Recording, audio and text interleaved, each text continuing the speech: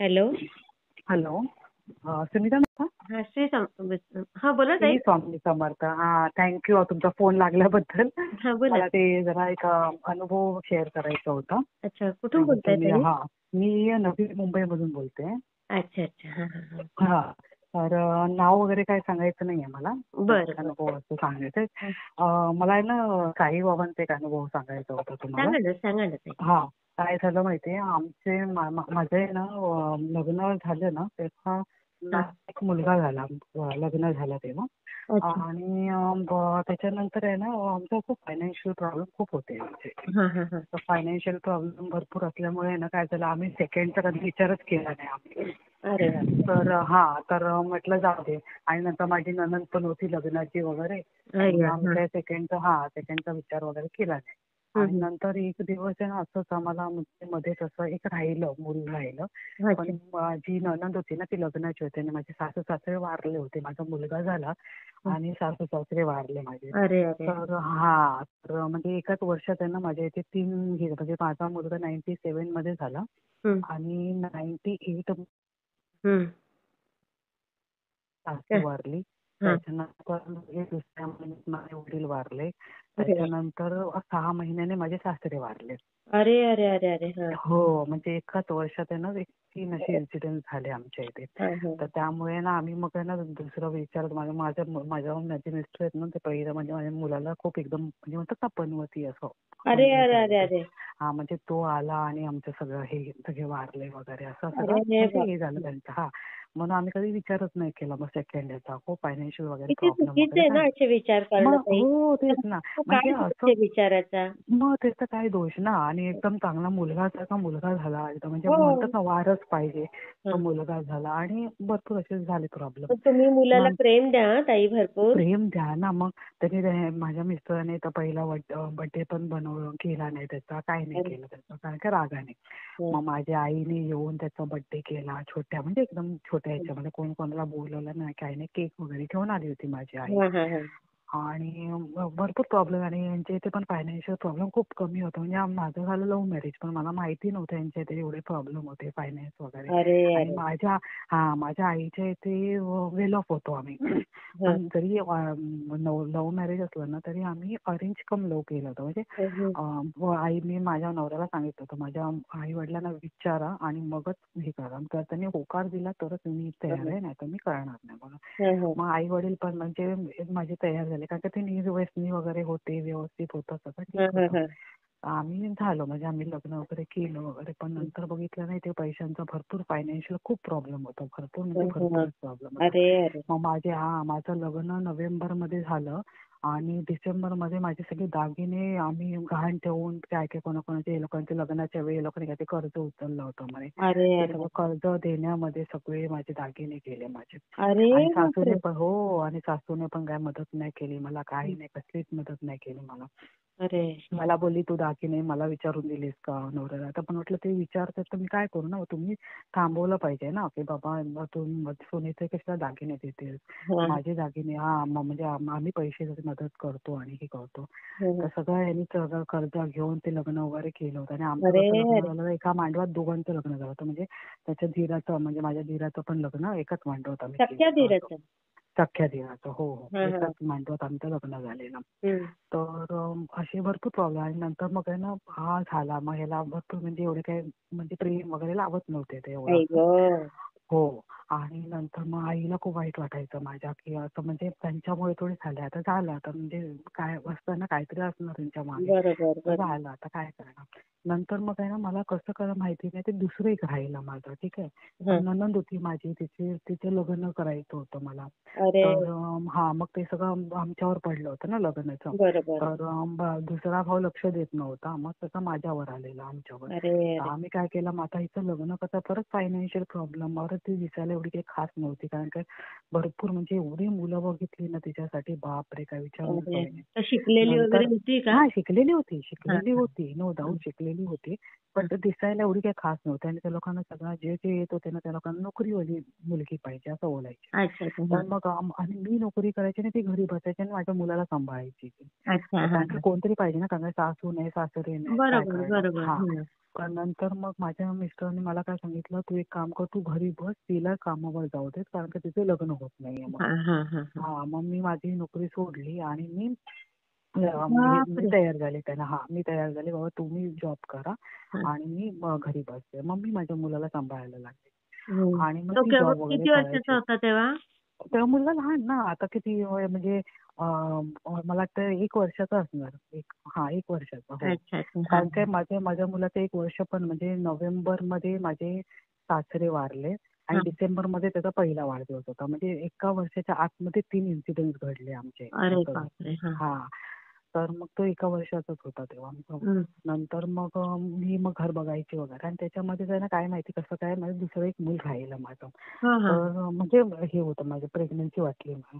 हा. नंतर मग माझ्या सासऱ्याने आहे ना हे दिलं होतं की माझ्या मुलीचं म्हणजे जायच्या आधी आहे ना म्हणजे प्रॉमिस घेऊन ठेवलं होतं हं.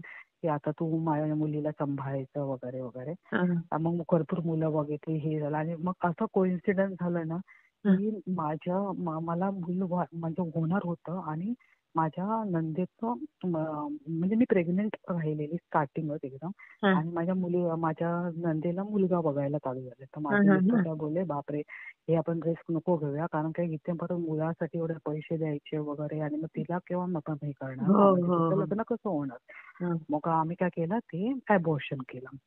अरे, ॲबॉर्शन अरे, करायला अरे. पण आहे ना मॅडम खरं माझ्याकडे पैसे नव्हते. माझ्या मैत्रिणीने येऊन पैसे भरले आणि अरे, माझं ॲबॉर्शन केलं. 2ऱ्या की 3ऱ्या महिन्यात बाई ॲबॉर्शन गं, झालं असं माझं. नाही हो. करायला पाहिजे हो, होतं. काय करणार कारण काही पैसा पाणीच नव्हता. माझ्या मिस्टरांचा पण धंदा पाणी चांगला चालत नव्हता.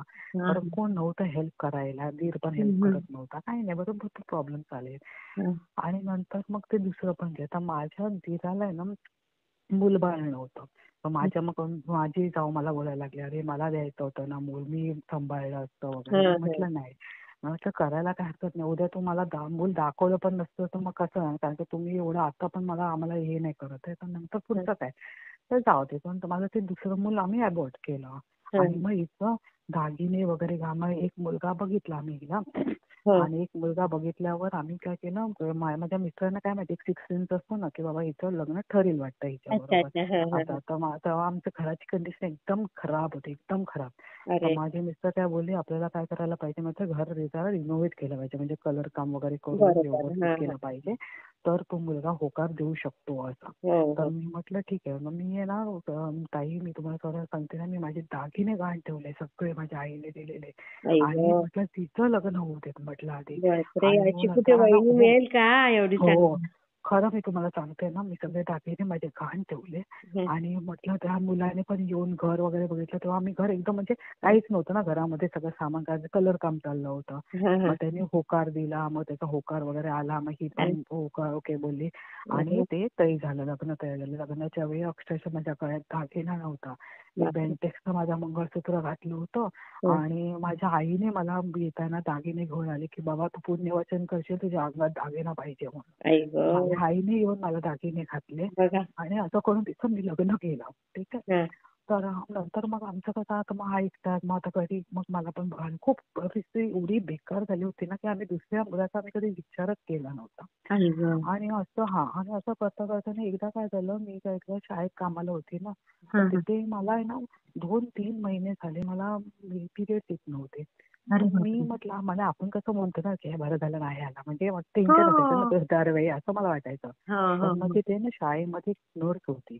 तर हा, नर्स मला बोलली असं बरं झालं करू नको आधी हा. चेक कर काय आहे एक्झॅक्टली म्हणून हा, हा. तू असं ते एकदम लाईटली घेऊ नको. हा, म्हणून तिने मला ना पटकन ते पाठीमागे ते काय ना सोनोग्राफीवाले आहेत तर हा. त्यांच्याकडे मला पाठवलं. मला बोलली जाऊन पहिलं चेक कर म्हणे तू. हा, हा. आणि चेक केलं तर मी प्रेग्नेंट होती तेव्हा. मी अरे, म्हटलं अरे बापरे! आणि मला माहितीच नाही म्हणजे आमचं म्हणतो ना ध्यानीमनी नव्हतं ते असं एकदम. अरे बापरे. हा. तर मी म्हटलं आता काय करायचं म्हटलं आणि आमच्याकडे तेव्हा पण अक्षरशः पैशा पाहिजे एवढा प्रॉब्लेम होता ना काय हा, विचारूच हा, हा, काही हा, नाही. हा. नंतर काय म्हटलं काय करू आणि नंतर आहे ना थोड्या दिवसांनी काय तर ते जास्त म्हणजे आम्ही लक्ष नाही दिलं, काय गोळ्या नाही काय नाही घेतले होते ना. हा हा नंतर आहे ना मला एवढे प्रॉब्लेम यायला लागलेले ना मला, बापरे.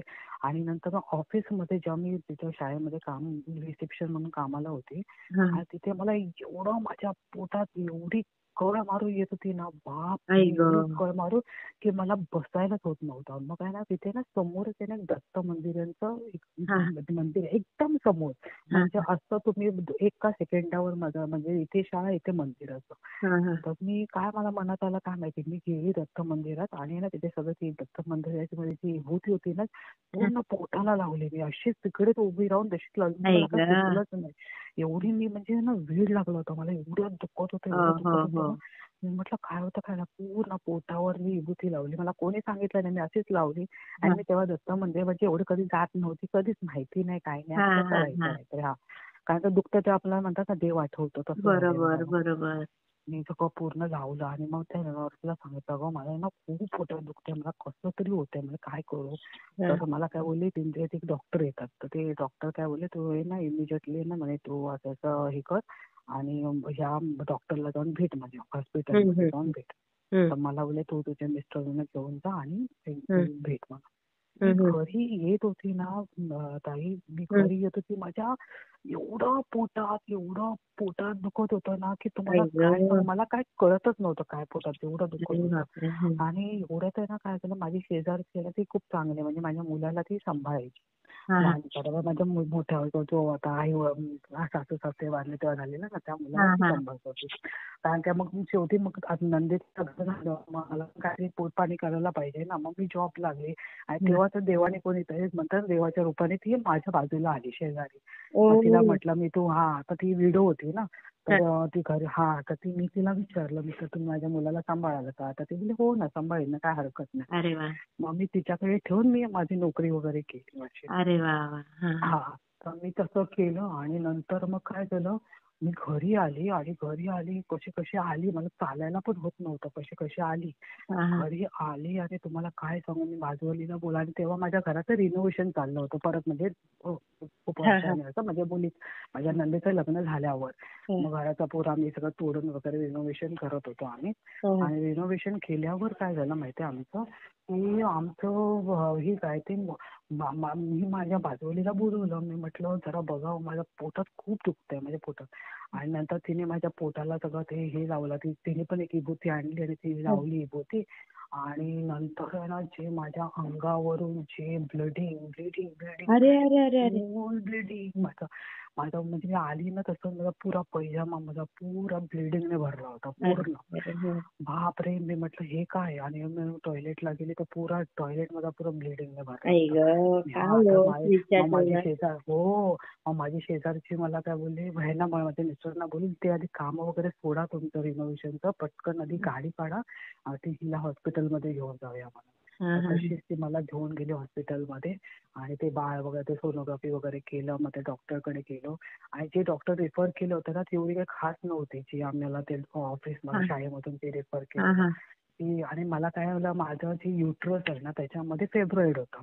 आणि अरे फेब्रॉइड अरे मध्ये ती मूल होतं, असं झालं. अरे तर ती अरे मला अरे एवढी ती. आणि मला दुसऱ्या दिवशी माझ्या मुलाची एक्झाम होते. तर बापरे तिने मला एवढं ओरडली ना, मला बोलते काय तुम्हाला अक्कल आहे का. मला म्हणजे पुढे अक्कल आमची काढली दोघांची. आई आणि ग तुम्हाला अक्कल आहे का म्हणे, तुम्ही एवढा तुम्हाला अक्कल नाही भरपूर. आणि दुसऱ्या दिवशी माझ्या मुलाची एक्झाम होती.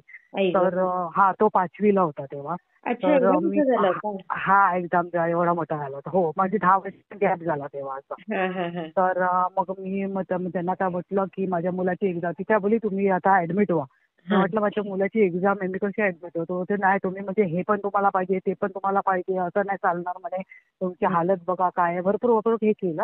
हा म्हटलं ठीक आहे. मग ऍडमिट झाली. आणि नंतर आहे ना तिने मला पूर्ण ह्याच्यामध्ये म्हणजे त्याचं सलाईन वगैरे लावलं होतं, भरपूर हे केलं. हा आणि नंतर मग मला मोशन्स होत नव्हते. मग मी काय अरे म्हटलं मला मोशन्स होत नाही, मला बेचैनी होते. म्हटलं काय ते. तर मला आहे ना ती म्हणजे ना काय एक पण आहे ना 1% म्हणजे म्हणतात ना हे काय ते म्हणतात ते गॅरंटीच घेत नव्हती.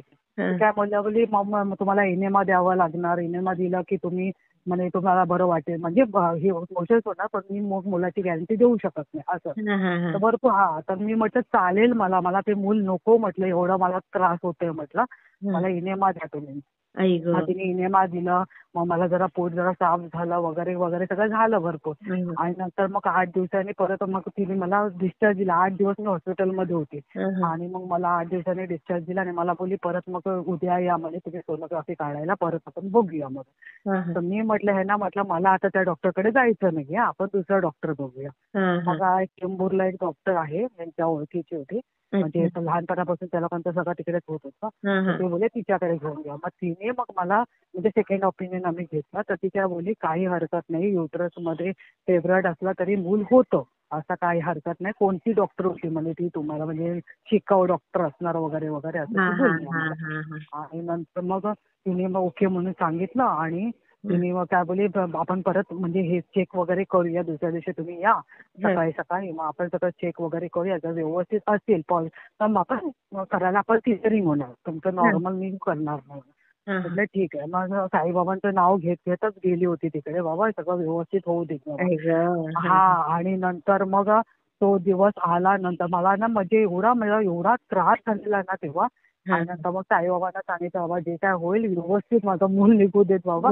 मला एवढं टेन्शन झालेलं ना की कसं होतं. आणि त्या डॉक्टरने ते एवढं डोक्यात बिंबवलं होतं ना मला की मला एवढी भीती वाटत होती ना काय विचारायला नको. मग मी फटाफट मग तिकडे आम्ही गेलो. आणि मग रोज म्हणजे दर ह्याच्या महिन्याला आम्ही जायचो सगळं चेक वगैरे करायचो. तर ती काय बोलली सगळं व्यवस्थित आणि रिपोर्ट सगळे नॉर्मल आहे तुमचे काही हरकत नाही. तिथे माझी डिलिव्हरी झाली. मला मुलगी झाली दुसरी.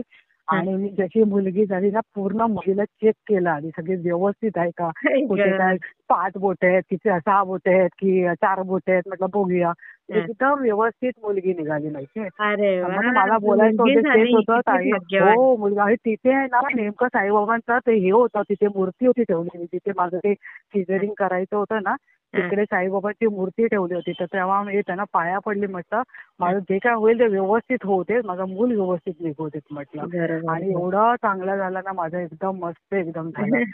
आता मला एकदम म्हणजे म्हणतात ना म्हणजे दत्त दिगंबर देव पण मला माहिती नव्हतं. साईबाबा माझ्याकडे होते पण दत्तांचं एवढं मी करायचे नाही.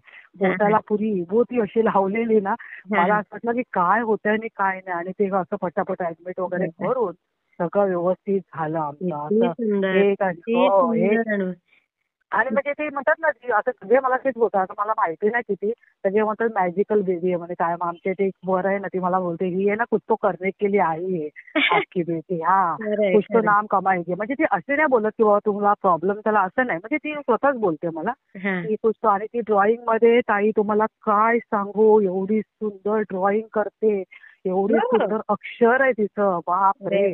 प्रिन्सिपल वगैरे सगळ्या प्रिन्सिपल लोकांना ती ग्रीटिंग कार्ड वगैरे बनवून देते. एवढं छान ड्रॉइंग.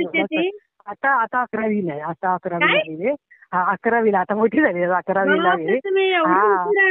नाही कारण मी आता तुमचे बघायला लागली ना तुमचे बघायला लागली ना तेव्हापासून म्हटलं नाही अनुभव शेअर करणं गरजेचं आहे का ते एवढं. आणि मला दुसऱ्यांना पण हे सांगायचंय की असं जर प्रॉब्लेम असेल तर प्लीज दुसरं ओपिनियन घेत जा म्हणून मला हे सांगायचं. कारण मी आता मुलगा आता जॉब करतोय आता चांगल्या कंपनीत जर्मन कंपनीत कामाला इंजिनियर आहे मुलगा. आता चांगलं आहे.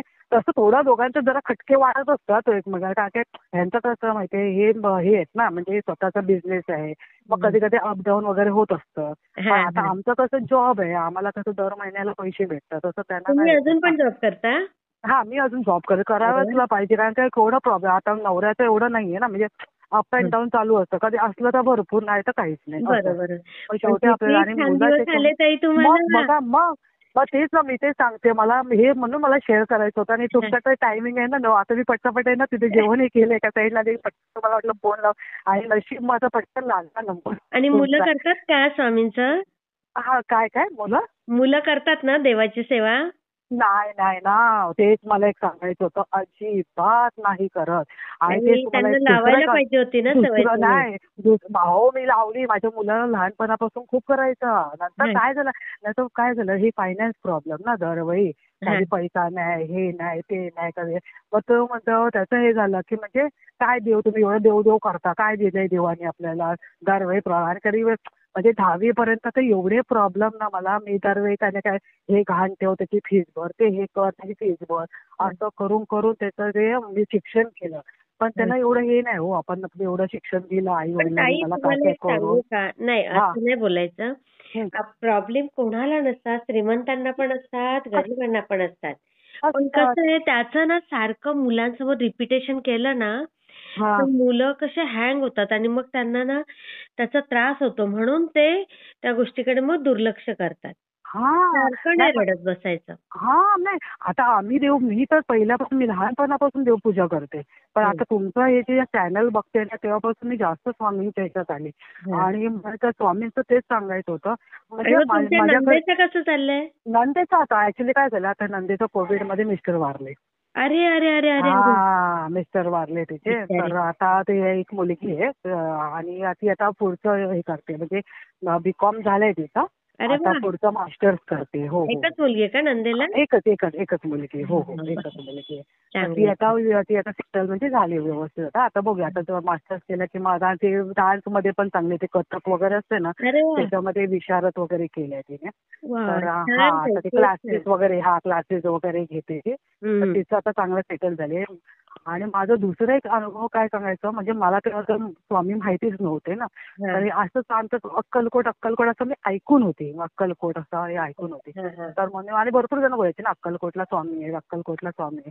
तर मी माझ्या मुलाला सांगितलेलं आपण जाऊया ना कधीतरी फिरायला, तर जाताना जर आपण अक्कलकोटला जाऊन येऊया. मग तो हां. म्हटला ठीक आहे. मग त्याने प्लॅनिंग केली अशी, आपण पंढरपूरला जाऊया, मग अक्कलकोटला, नंतर मग आपण ते दत्तांचं मंदिर आहे ना गांगणापूर तिथे, आणि नंतर कर्नाटकला जाऊया. असं करून आमचं हे 4 हे असं हे करून ठेवलेलं. तर मी म्हटलं ठीक आहे जाऊया आपण. आणि मला सुट्टी पण इयर एंड होतं ना, तर सुट्ट्या होत्या माझ्या बाकी. तर मी मग गेली. मग आम्ही गेलो पंढरपूरला. काही एवढं व्यवस्थित दर्शन नाही झालं, म्हणजे होतं म्हणजे दर्शन आम्हाला मुखदर्शन भेटलं, कारण खूप गर्दी होती. हां, हां. आम्ही तिथे मुखदर्शन केलं, राहिलो तिथे रात्री आणि दुसऱ्या दिवशी अक्कलकोटला निघालो. आणि अक्कलकोटला माझ्या मुलाने आहे ना वटवृक्ष हाऊस काहीतरी आहे ना तिथे हां, हां. बुक केला होता, रूम बुक केलेला. अच्छा. तर आम्ही आपलं तिकडे राहिलो तिथे तयार वगैरे केलं आणि तिथे सगळे लोक येत जात होती, हातात सगळ्या नारळ वगैरे घेऊन तिकडून. तर मी त्या लोकांना विचारलं मंदिर कुठे आहे, तर ते बोलले ही काय पाठीमागेच आहे मंदिर म्हणून असं. पण आम्ही तुम्हाला काय खरं सांगते, म्हणजे माझा तर स्वामी माहितीच नव्हते खरं सांगायचं तर. हां, हां. आणि मी अशी गेली ना तर वटवृक्षच्या आमच्या हॉटेलच्या इथून आतमध्ये शिरले आणि डायरेक्ट दर्शन. अरे वा. डायरेक्ट दर्शन. मी किती बघत छान. होतो की आम्ही ना आमच्या अंगावर काटा आला. आम्ही म्हटलं हे काय असं कसं आम्हाला दर्शन एकदम पटतं, आणि आम्हाला खरं वाटेल ना, म्हटलं हेच मंदिर आहे ना, म्हणजे कळतच नव्हतं आम्हाला. नंतर सगळे बोलले ना हेच मंदिर आहे. हा. आणि नंतर बघितलं तर लाईन दुसरीकडून चालली आहे आणि आम्ही इथून डायरेक्ट असे कसे गेलो आम्हाला काय कळलंच नाही. आणि एवढा वेळ दर्शन घेतलं ना आम्ही मस्तपैकी एकदम तिकडे, एकदम छान. अरे तेव्हा वा. मला एकदम स्वामी समजले, एकदम मस्त वाटलं, छान वाटलं. पण खूप तेव्हा काय छान म्हणजे हं. ताई मी शेअर जॉब करते करणं हां ताई. वगैरे हे माहिती नव्हतं मला. फक्त हां. एकच आहे ना ताई, आता फक्त त्यांनी ना माझ्या मुलांनी त्यांचं दर्शन म्हणजे घरात आणलंय, मी स्वामींचं मूर्ती पण घरी आणली. पण आपोआप ते करेल म्हणतात ताई ना तो. ते आपोआप करेल तो करतच नाही, तुमचा अनुभव अजिबात तोच जोडत नाही असेल. हात. आणि हां, मी तुम्ही शेअर म्हणजे एवढं करते. जप करता आणि तुम्ही काहीच होत नाही म्हणे, असं हां, मला हां. बोलतो. होईल, होईल माझी ताई. बघूया तोच अनुभव म्हटलं. स्वतः शेअर करेल बघा. हा. हां, मी शेअर थँक्यू करते सो हां मच ताई. ताई. श्री स्वामी थँक्यू समर्थ. हो. सो मच ताई. श्री स्वामी. बाय.